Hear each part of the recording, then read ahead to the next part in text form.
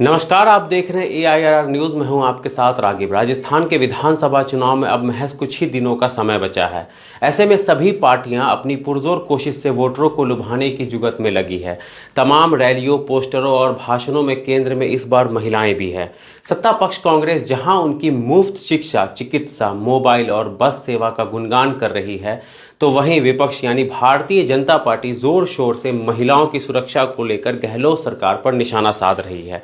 आपको बता दें कि खुद प्रधानमंत्री नरेंद्र मोदी जब संसद के बाहर मणिपुर में जारी हिंसा पर काफी समय के बाद बोले, तो उसमें भी उन्होंने राजस्थान का जिक्र किया था।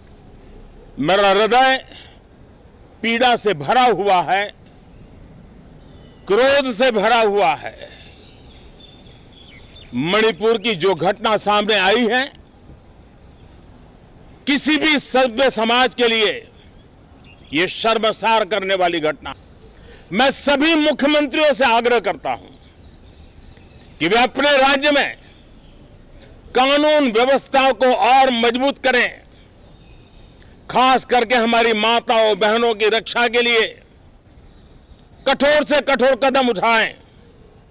घटना चाहे राजस्थान की हो, घटना चाहे छत्तीसगढ़ की हो, घटना चाहे मणिपुर की हो, इस देश में, हिंदुस्तान के किसी भी कोने में, किसी भी की राज्य सरकार में राजनीतिक वाद विवाद से ऊपर उठ करके कानून व्यवस्था का महात्म्य, नारी का सम्मान, और मैं देशवासियों को विश्वास दिलाना चाहता हूं, किसी भी गुनहगार को बख्शा नहीं जाएगा।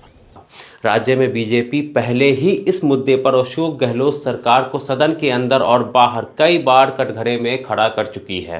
राजस्थान का अजमेर सेक्स स्कैंडल के लिए 1992 के बाद अब 2023 में इस पर बनी फिल्म के लिए सुर्खियों में आई।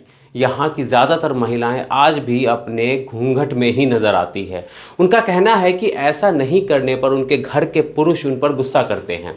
हालांकि ये घूंघट की आड़ में भी यहाँ महिलाओं पर अत्याचार या दुष्कर्म से नहीं बचा पाती। उनका कहना है कि 1992 के बाद स्थानीय स्तर पर बहुत कुछ बदला, लेकिन महिला सुरक्षा की तस्वीर में कोई खास अंतर नहीं आया। NCRB के ताज़ा आंकड़े के अनुसार राजस्थान में साल 2020 में सबसे अधिक बलात्कार के पुलिस मामले दर्ज किए गए। हालांकि जनसंख्या के आधार पर अपराधों की संख्या प्रति लाख के हिसाब से देखने पर राजस्थान का नाम असम, हरियाणा और दूसरे कई राज्यों की तुलना में बहुत नीचे आता है। सत्ता पक्ष के साथ ही राजस्थान के कई कार्यकर्ताओं का कहना है कि बलात्कार के बढ़ते मामले दरअसल पुलिस केस दर्ज होने में आसानी का नतीजा है, लेकिन बीजेपी इसे कांग्रेस की कानून व्यवस्था में नाकामी छुपाने का बहाना बताती रही है। इसमें कोई दो राय नहीं है कि बलात्कार के सभी मामलों में FIR दर्ज कर पाना अब भी उतना ही आसान नहीं है जितना बताया जा रहा है। पुलिस की मौजूदगी के बावजूद राजस्थान के कई गांवों में आज भी नाता प्रथा और सती का महिमा मंडन करने वाले चुनरी महोत्सव का भी आयोजन होता है। कई महिलाओं की माने तो बीजेपी और कांग्रेस दोनों मुख्य राजनीतिक दलों और दूसरी पार्टियों के नेता भी कई बार इन प्रथाओं के उत्सव में शामिल होते हैं, क्योंकि यहाँ उन्हें वोट बैंक नजर आता है। घूंघट के अंदर महिलाओं का भविष्य नहीं। आपको कांग्रेस से निलंबित नेता राजेंद्र गुडा का सदन में बयान तो याद ही होगा, जिन्होंने मणिपुर पर सदन में बहस के दौरान कह दिया था कि दूसरों पर उंगली उठाने से पहले हमें अपने गिरेबान में भी झांकना चाहिए।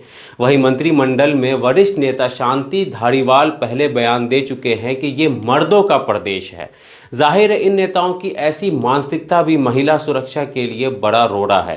राजस्थान में आए दिन महिला अपराधों की सुर्खियां अखबारों के पन्ने पर तो छप जाती है, लेकिन इसे लोगों के बीच कितनी गंभीरता से लिया जाता है ये स्पष्ट नहीं है।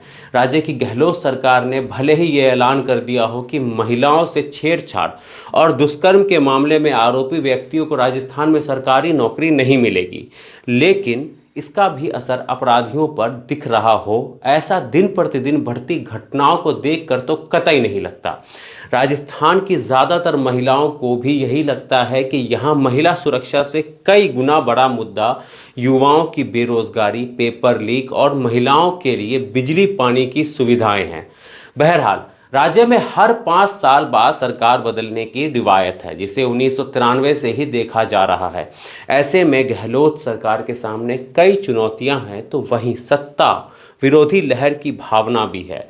वहीं विपक्ष अपनी ओर से इस चुनाव को जीतने और मौजूदा सरकार को घेरने का कोई मौका हाथ से जाने नहीं देना चाहता और शायद यही वजह है कि महिला सुरक्षा का मुद्दा बीजेपी जोर शोर से उठा रही है। राजस्थान इलेक्शन पर अपनी राय हमें कमेंट सेक्शन में ज़रूर दें। हमारे चैनल को लाइक करें, सब्सक्राइब करें, शेयर करें। शुक्रिया।